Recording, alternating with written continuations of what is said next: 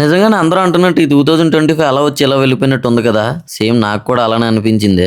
కానీ ఈ సంవత్సరంలో నేను చాలా నేర్చుకున్నాను. చాలా వాటి గురించి తెలుసుకున్నాను. ఈ రెండేలోపు ఇన్ని గుణపాఠాలు నేర్చుకుంటాను అస్సలు అనుకోలేదు. ఇంకా చెప్పాలంటే నాకు బాగా గుర్తుండిపోయే ఇయర్ కూడా ఇదే. ఎందుకంటే నేను 2 సంవత్సరాల నుంచి చేసిన హార్డ్ వర్క్ రిజల్ట్ వచ్చింది ఈ ఇయర్ లోనే. ఇయర్ లో నాకు జరిగినవన్నీ బేస్ చేసుకుని మీకు కొన్ని షేర్ చేసుకుందాం అనుకుంటున్నాను. వీడియో కొంచెం లెంతీగా ఉంటది, ఏమనుకోకుండా చూసేయండి. నువ్వు నీ లైఫ్ లో ముందుకెళ్ళడానికి ఏదైనా కొత్తగా ట్రై చేయాలని అనుకుంటున్నావా? అయితే అది మీ ఫ్రెండ్స్ తో మాత్రం అస్సలు షేర్ చేసుకోకు. అదేంటి బ్రో, మనం ఏదైనా సరే మన ఫ్రెండ్స్ తోనే కదా షేర్ చేసుకుంటాం అని అంటారా?